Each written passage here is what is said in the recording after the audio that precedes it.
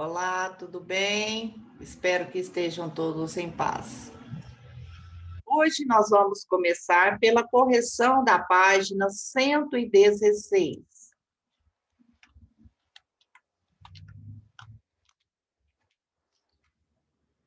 Módulo 4 da sua apostila. Considerando o quadradinho como uma unidade de medida de superfície, determine a área de cada uma das figuras. Aqui nós temos a figura A, B, C, D, E e F numa malha quadriculada e você vai ter como unidade de medida de superfície cada um dos quadradinhos das figuras. Observe na figura A que eu tenho quadradinhos inteiros e tenho quadradinhos em partes que foram utilizadas. Mas nota que essa parte utilizada desse quadradinho é exatamente igual à parte que falta para completar a unidade medida aqui desse quadradinho. Então, se eu pegar essa parte aqui, encaixar essa parte aqui onde está faltando, eu vou ter um quadradinho inteiro, uma unidade medida inteira. A mesma coisa se eu pegar essa parte aqui e encaixar ela nesse lugar onde está faltando aqui, né? Também vou ter um quadradinho inteiro. Então, dessa maneira, eu posso contar quantos quadradinhos inteiros eu tenho na figura A. 1, 2, 3, 4, 5, 6, 7. Então, eu tenho 7 quadradinhos inteiros. Então, a minha área da figura A é de 7 quadradinhos, ok? Coloca-se o quadradinho porque ele é a unidade de medida. Aqui está sendo contada. A figura B, ela é composta por quantos quadradinhos? Note que eu tenho aqui, partido pela diagonal, metade, aqui outra metade, aqui outra metade. 3 metades equivale a 1 inteiro e meio. Então, aqui, juntando esses dois, eu tenho 1 inteiro mais uma metade. Então, 1 inteiro, 2 inteiros, 3 inteiros, 4 inteiros, 5, 6, 7 inteiros e meio. Então, a figura B, ela é composta por 7 quadradinhos e meio. E não se esqueça de colocar o quadradinho, porque ele é a unidade de medida. A letra C, também eu tenho metades, né? 1, 2, 3 metades. 2 metades equivale a 1 inteiro. Então, 2, 3, 4, 5, 6, 7, 8 e meio. Então, a figura C é formada por 8 quadradinhos e meio. A figura D, observe aqui na figura D, que essa parte utilizada, ela é a parte que está faltando para completar aqui.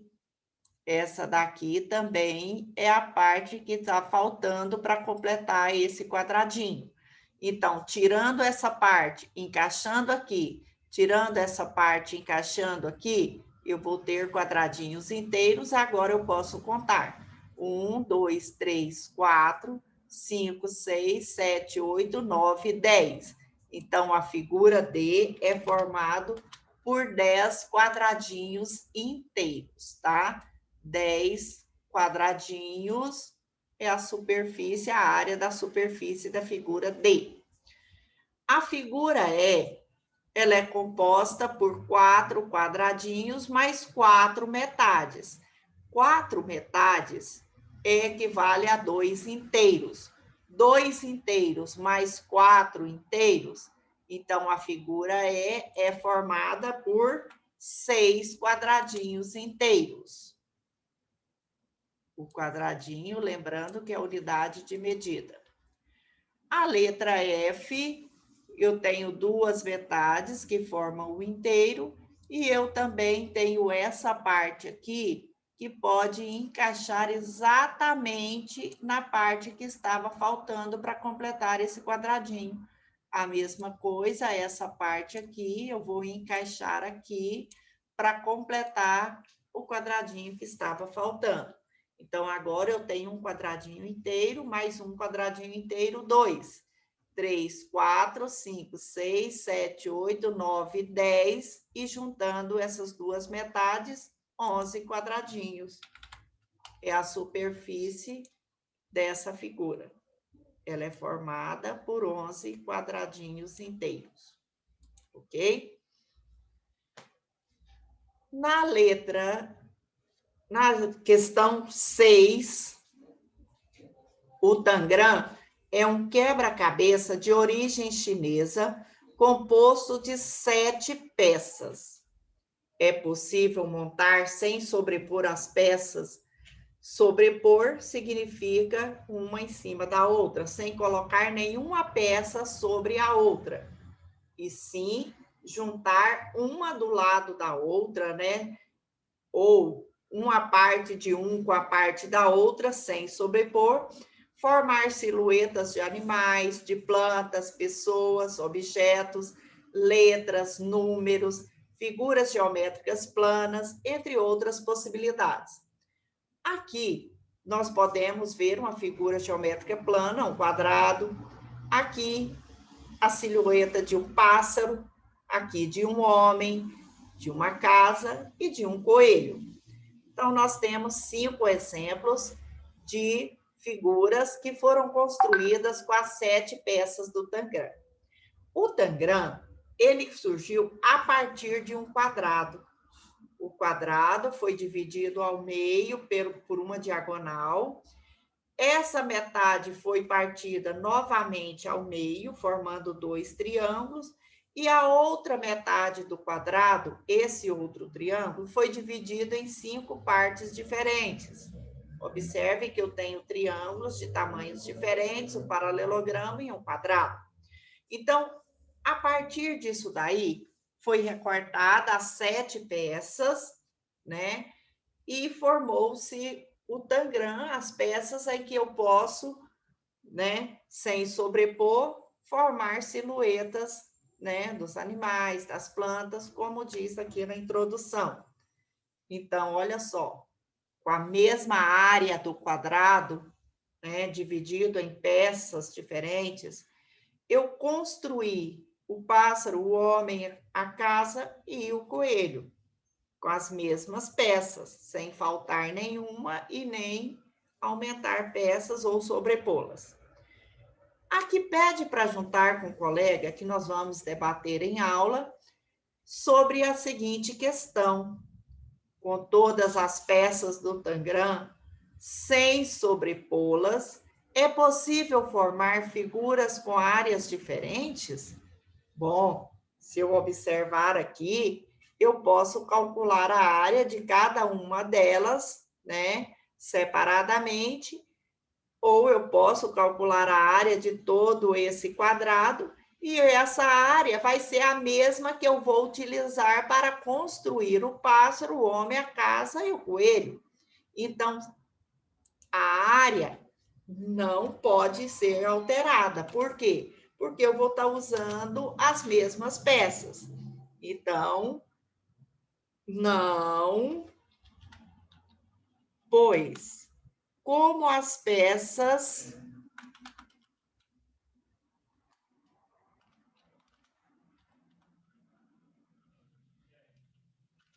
não se sobrepõem,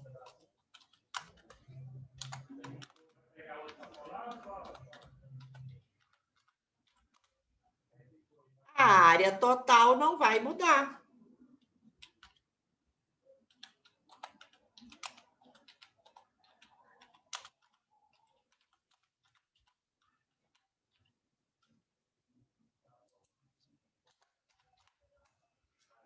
Ok?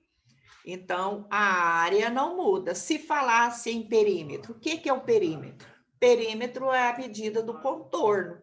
Então, olha só, esse contorno aqui tem o mesmo tamanho que esse outro contorno? Você pode fazer isso usando a régua. Comparar as medidas do contorno para que você veja que o contorno, sim, pode alterar o tamanho, mas a área não, porque a área é a superfície de cada uma dessas figuras, tá? São as mesmas figuras utilizadas em todas as figuras aqui, tá? Então, a área não pode ser alterada. O perímetro, sim, poderia alterar. E na letra B, em seu caderno, elabore um problema envolvendo a área e as peças do Tangram. Depois troque com o colega o problema que você elaborou e para a gente verificar as respostas apresentadas se estão corretas. Nessas situações, problemas, você tem que lembrar que você tem que envolver a área e as peças do Tangram, né?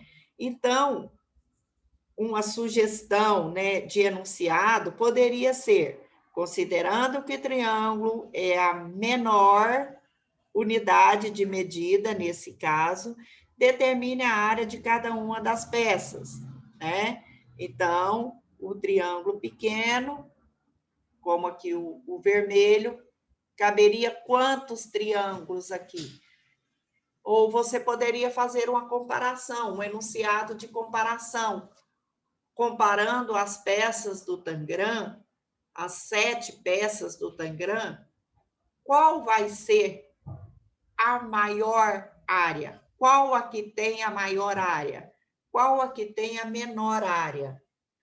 Utilizando as peças do Tangram para saber a área do quadrado, quantas peças, por exemplo, do quadrado caberiam nesse Tangram, na área desse Tangram?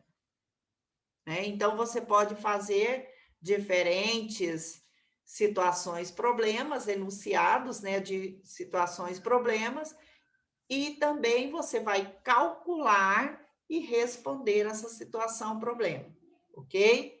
Então, para hoje, a gente conclui aqui.